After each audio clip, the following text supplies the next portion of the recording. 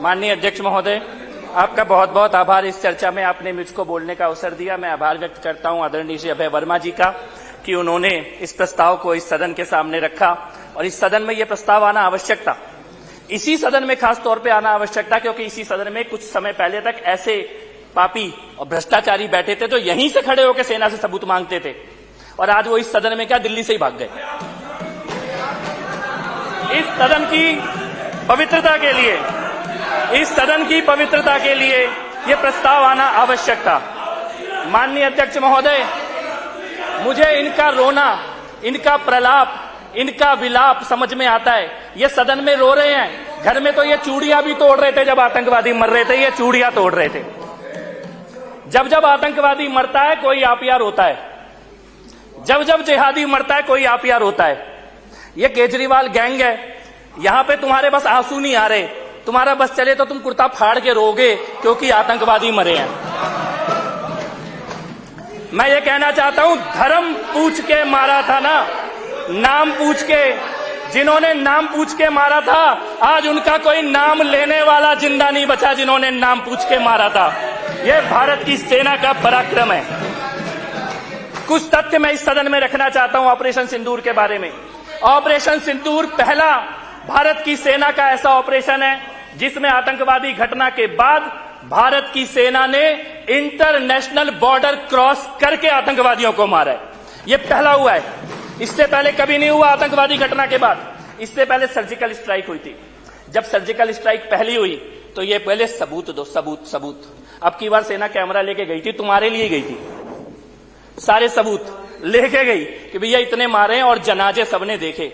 मुझे अच्छा लगा नेता विपक्ष ने बोला कि घर में घुस के मारा है। अब की बार तुम्हें मानना पड़ता, सबूत मानने लायक नहीं बचे, सबूत मानने लायक नहीं बचे। जनता ने उठा के बाहर फेंक दिया सबूत मानने वालों को, इसलिए तुम्हें माना। दूसरा बड़ा चीज, पहली बार दुनिया की अकेली सेनाएं एक एटॉमिक पावर के एयरबेस को उड़ाने वाली एकमात्र सेना भारत की सेना। इसके अलावा आज तक दुनिया में किसी सेना ने यह काम नहीं किया। लेकिन आपने मान लिया घर में घुस के मारे, आपने मान लिया आतंकवादी मरे हैं, आपने मान लिया जनाजे निकले हैं। सेना तो यही थी ना हमेशा से, यही सेना थी, यही रॉ थी, यही खुफिया एजेंसी थी, यही एयरफोर्स थी, यही नेवी थी, यही आर्मी थी। 26/11 के बाद क्यों नहीं हुआ? डोजियर जाते थे, अभी ब्रह्मोस जाती है। क्यों नहीं हुआ? मैं पूछता हूं क्यों नहीं हुआ? आपको सवाल जवाब समझ में आएगा क्यों नहीं हुआ। क्योंकि गद्दी पे मोदी नहीं बैठा था, तब इसलिए नहीं होता था। अब क्या हुआ? अब क्या हुआ? एक भी आतंकवादी हमला होता है तो पाकिस्तान को यह पता होता है। और इस बार तो वो आतंकवादी मारे गए जिन्होंने यूएसए और इजराइल के अटैक में हिस्सा लिया, वो भी मारे गए। इसीलिए मैं ये कहना चाहता हूं कि आपको राष्ट्रीय नेतृत्व की जो भूमिका होती है, आज आप पूछ रहे हैं कि सीज फायर क्यों हो गया, पीओके आ जाता। अरे ये तुम पूछ ही इसलिए रहे हो पीओके आने के बारे में। 2014 से पहले कोई नहीं बोलता था, मोदी के आने के बाद लगता है कि यह भी संभव है कि पीओके आ जाएगा। ये सवाल ही नहीं पैदा होता था। सेना पर आज वो गिलगिस्तान, बल्चिस्तान, सारी अखंड भारत की जो बातें की जा रही है, की इसीलिए जा रही है गद्दी पे मोदी बैठा है।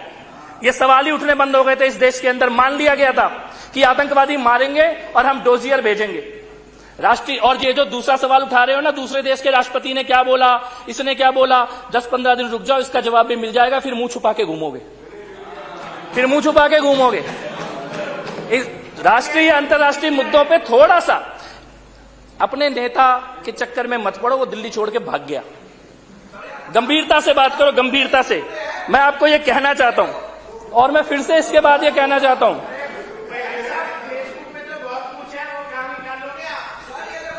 तुम्हारे पेट देखो, मेरे को पता है तुम रोने वाले हो, मत रो, इसी में तुम्हारा भला है।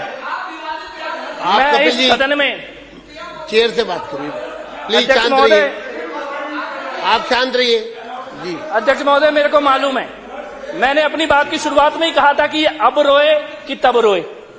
इस सदन के अंदर सेना के पराक्रम की चर्चा हो, राष्ट्रीय नेतृत्व के, प्रधानमंत्री मोदी के निर्णय लेने की चर्चा हो। इनको फोन आ रहे हैं ऊपर से पंजाब से कि रो, कुर्ता फाड़ो, चिल्लाओ, रो, कुर्ता। इनको सबको फोन आ रहे हैं, पंजाब से फोन आ रहे हैं, वो बैठे हैं इनके कि भाई रो क्यों नहीं रहे, सदन में चर्चा हो कैसे रही है, सेना के नारे कैसे लग रहे हैं। लेकिन तुम्हें पता है कि बाहर निकल के दिल्ली की जनता छोड़ेगी नहीं, सो तुम्हें नारे लगाने पड़ रहे हैं। ये मजबूरी में नारे लगा रहे हो तुम, ये नारे तुम्हारी नियति नहीं है। मैं फिर से अध्यक्ष महोदय, आप अपनी बात जाने थोड़ा अध्यक्ष जल्दी महोदय, मैं करिए। ये कहना चाहता हूं पुनः इस प्रस्ताव आप के बैठिए।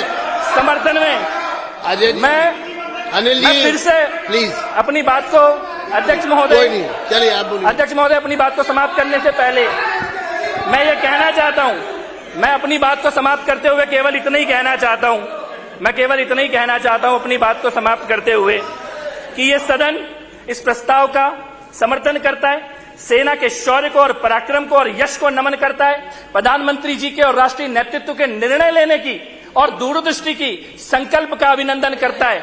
और मैं ये भी कहना चाहता हूं, भाई तू तो मत बोल, तू तो मत बोल। बैठिए। चलिए मैं बोलूं माननीय भैया, मंत्री जी। छाछ बोले तो बोले, छलनी भी बोले, कॉन्क्लूड करिए। छाछ बोले तो बोले, छलनी भी बोले, जिसमें हजारों छेद। चलिए अपने छेद गिन ले भाई। चलिए, धन्यवाद। 1 मिनट, अनिल जी बैठिए। अनिल जी चलिए कॉन्क्लूड करिए। मैं तो बस इतना ही कहना चाहता हूँ, छाछ बोले तो बोले, छलनी भी बोले, जिसमें हजारों छेद। धन्यवाद। बहुत बहुत आभार अध्यक्ष महोदय, इस सदन में बोलने का मौका देने के लिए हम इस प्रस्ताव का समर्थन करते हैं।